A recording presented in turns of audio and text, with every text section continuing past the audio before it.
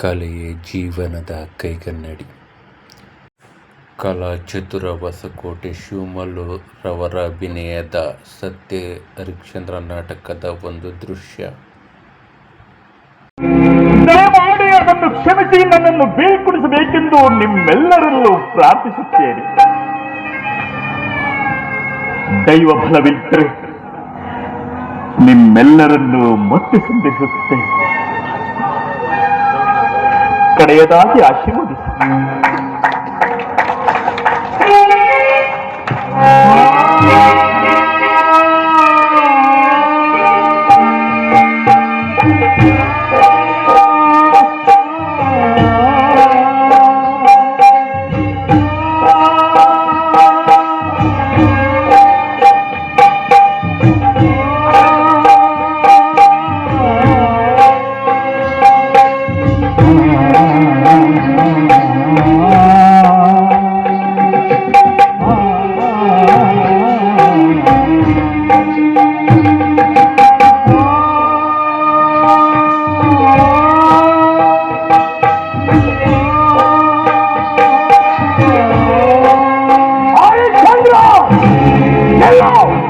ಇದೇನು ನಿನ್ನ ಸತ್ಯಸಂಗತೆ, ಇದೇನು ನಿನ್ನ ಸತ್ಯರಥ?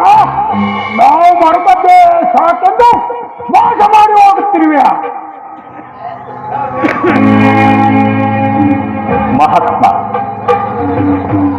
ತಮ್ಮ ಕೋಪಕ್ಕೆ ಕಾರಣವೇನೂ ತಿಳಿಯಲಿಲ್ಲ. ನಾನೇನು ಅಪರಾಧ ಮಾಡಿದೆ? ಯತ್ನಾರ್ಥಕವಾಗಿ ನೀನು ಕೊಟ್ಟಿದ್ದ ಧನವನ್ನು ನಿನ್ನ ಬಳಿಯಲ್ಲೇ ಇಟ್ಟಿದ್ದವಲ್ಲ,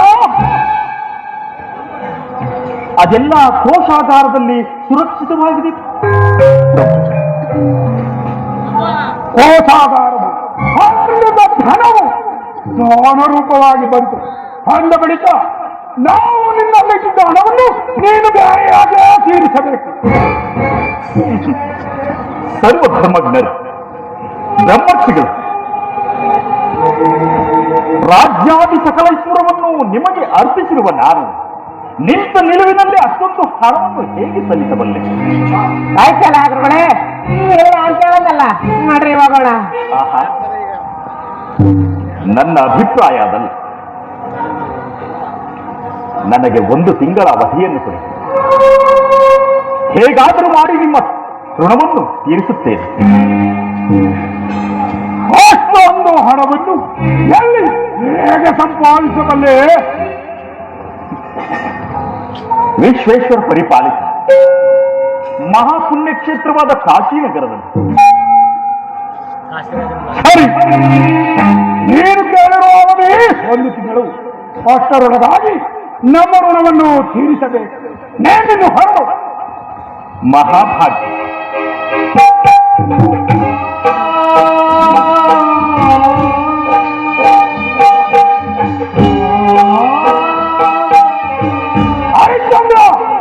ಎಲ್ಲೋ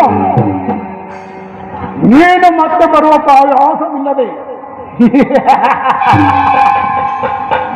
ನಾವು ಒಂದು ಉಪಾಯವನ್ನು ಯೋಚಿಸಿದ್ದೇವೆ. ನಮ್ಮ ಶಿಷ್ಯರಾದ ನಾಕ್ಷಕನನ್ನು ನಿಮ್ಮ ಜೊತೆ ಕಳಿಸಿಕೊಡುತ್ತೇವೆ. ಅವನ ಕೈಗೆ ನಮ್ಮ ಋಣವನ್ನು ಕೊಟ್ಟು ಬಿಡು. ಆಗ ಅವನು ನಮಗೆ ತಲುಪಿದಂತೆ. ಚಿಕ್ಕಪ್ಪ ಗುರುಗಳ ಪ್ರಥಮ ಶಿಷ್ಯನಾಗಿರೋದ್ರಿಂದ ಈ ಗೌರವನ ನನಗೆ ಕಟಾಕ್ಷಿಸಿದ್ರು. ಬನ್ನಿ ಲಕ್ಷ್ಮಿ, ನಡೀರಿ ನಡೀರಿ. ಹೋಗೋದ್ರ ಗುರುಗಳೇ? ಯಾಕೋ ಎಡಗಣ್ಣ ಹತ್ರತಾ ಇದೆ. ಆತನ ಘನತೆ ಗೌರವ ಗಾಂಭೀರ್ಯ ನೋಡಿದ್ರೆ ನಮ್ಮ ಋಣನ ತೀರ್ಸುವ ಕಾಣ್ತಾ ಇದ್ದಾನೆ. ನಮಗೆ ಹಣವನ್ನು ಮುಖ್ಯವಾದ ಹಣವನ್ನು ಮೂಡ ಅವನು ಋಣವನ್ನು ತೀರಿಸಿದ್ದೇನೆ. ಮಾತಿಗೆ ತಪ್ಪಿದಂತಾಗುವುದು. ನೀನು ಹಡಿಗಡಿಗೆ ಅಡ್ಡಗಟ್ಟಿ 1 ಚೂರು ಕವಡಿ ಸಿಗದಂತೆ ಮಾಡಿ ಕಷ್ಟಗಳಿಂದ ಅವನನ್ನು ಗಾಡಿಸಿ ಹೇಗಾದರೂ ಮಾಡಿ ಇವನು ಆಡಿಸಿ ಬರಬೇಕು. ನೋಡ್ತಾ ಇರಿ ಗುರುಗಳೇ, ಪಟ್ಟು ಅಂದ್ರೆ ಪಟ್ಟು, ನಕ್ಷತ್ರಗಲ್ಲೇ ಪಟ್ಟು. ಆಶೀರ್ವಾದ ಮಾಡಿ ಗುರುಗಳೇ. ಹೋಗಿ ಬಾ.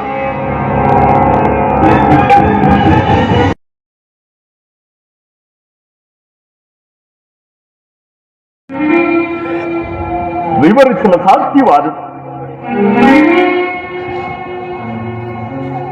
ಆಶಾ ಗೋಪುರದ ಶಿಖರದಲ್ಲಿ ಆನಂದಿಸಬೇಕೆಂದು ಜನಿಸಿದ ನರನು ಪಾಶ ಕ್ಲೇಶಗಳಿಂದ ಆವರಿಸಲ್ಪಟ್ಟು ಬ್ರಹ್ಮಚರ್ಯ, ಗೃಹಸ್ಥ, ಸನ್ಯಾಸ, ವಾನಪ್ರಸ್ಥಾಶ್ರಮದ ವಿಧಿಗಳ ನಿಯಮದಂತೆ ಈ ಜಗತ್ ವ್ಯಾಪಾರದ ಸ್ವಪ್ನದ ಸಂತೆಯಲ್ಲಿ ಸುಖ ದುಃಖಗಳನ್ನು ಸಂಗ್ರಹಿಸಿಕೊಂಡು ಮರಳುತ್ತಾನೆ ಮಣ್ಣಿಗೆ.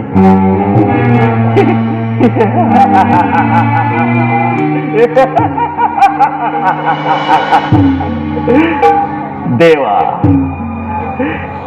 ಇದೆಲ್ಲ ನಿನ್ನ ವಿಚಿತ್ರ ಲೀಲೆ.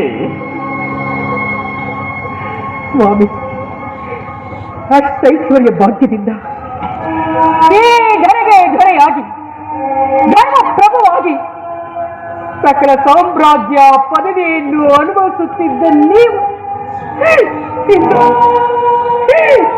ಇಂದು ನಿರ್ಗತಿಕರಂತೆ ಈ ರೀತಿ ಕಂಬರಿಗರಿಯುತ್ತಿರುವುದನ್ನು ನೋಡಿದರೆ ನನ್ನ ಹೃದಯವೇ ತಲ್ಲಣಿಸುತ್ತಿದೆ ಸ್ವಾಮಿ, ನನ್ನ ಹೃದಯವೇ ತಲ್ಲಣಿಸುತ್ತಿದೆ. ಮಾತೆಯಿಲ್ಲದ ಮಗುವಿನಂತೆ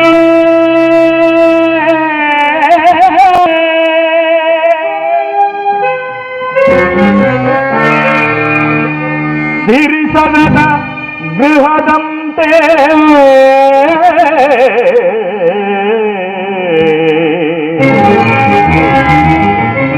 ತೈಲ ಮುಗಿದ ಜ್ಯೋತಿಯಂತೆ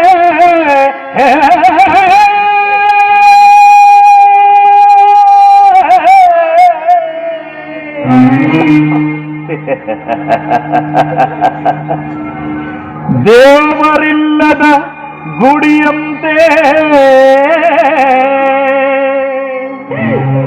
ಎನ್ನ ಬಾಳ ಜೀವಿತವು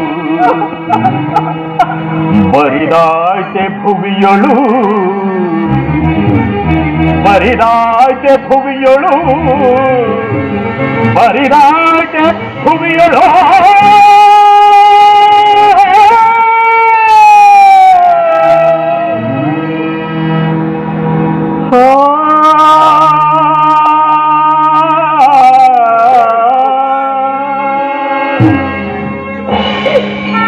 ಚಂದ್ರ, ಈ ನವದೃಷ್ಟನ ಪೂರ್ವ ಚರಿತ್ರೆ ಕಥನ್ನೇಕೆ ಪ್ರತಿಪಾದಿಸುತ್ತಿರುವೆ?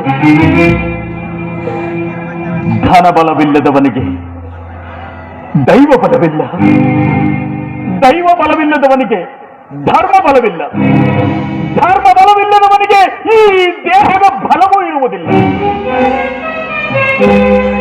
ಚಂದ್ರ, ಚಂದ್ರ, ನನ್ನ ಮಾತನ್ನು ಕೇಳು. ನನ್ನ ದುಷ್ಕರ್ಮಕ್ಕಾಗಿ ನೀನು ದುಃಖಿಸಬೇಡ. ಈ ಎಳೆಯನಾದ ಲೋಹಿತನನ್ನು ಕರೆದುಕೊಂಡು ನಿನ್ನ ಜನನಿ ಜನಕರಲ್ಲಿಗೆ ಹೊರಟು ಹೋಗು. ಸ್ವಾಮಿ,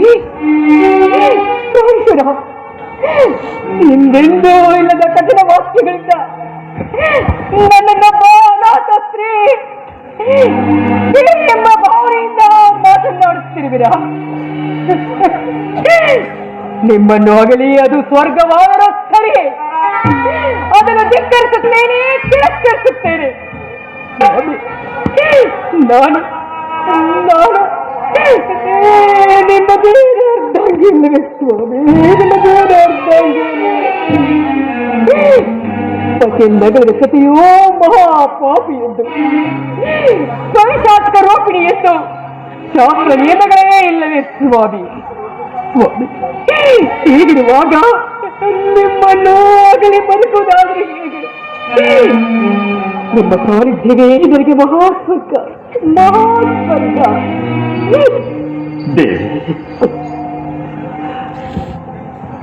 ಅರಮನೆಯ ಸುಖ ಸಂಪತ್ತಿನಲ್ಲಿ ವಿಲಾಸ ವಿನೋದಗಳಿಂದ ವಿಹರಿಸುತ್ತ ಕಷ್ಟವನ್ನೇ ಕಂಡರಿಯದ ಕೋಮಲಿಯಾದ ನೀನು ಈ ಜಲಸ್ಥಾವರ ಗಿರಿಗಳಿಂದಲೂ ಈ ಕ್ರೂರ ಮೃಗಗಳ ಕಾರಸ್ಥಾನದಿಂದಲೂ ಮಳೆ ಚಳಿ ಬಿಸಿಲಿನ ತಾಪನ ಭೀಕರತೆಯಿಂದಲೂ ಈ ಕಲ್ಲು ಮುಳ್ಳುಗಳಿಂದ ಆವರಿಸಿರುವ ಈ ಅಡವಿಯಲ್ಲಿ ವಾಸ ಮಾಡಬಲ್ಲಿಯ? ಬೇಡ ದೇವಿ, ಬೇಡ.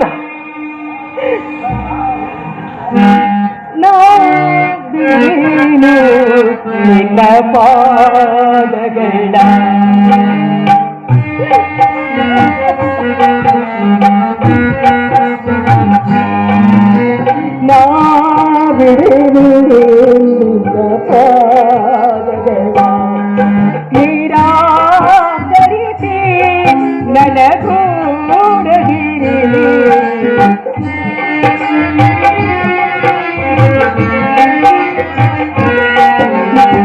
ನಿರಾಕರಿಸಿ ನನಗೂಡದಿರಿ ನಾ ಬಿಡೆನು ನಿಮ್ಮ ಪಾದಗಳ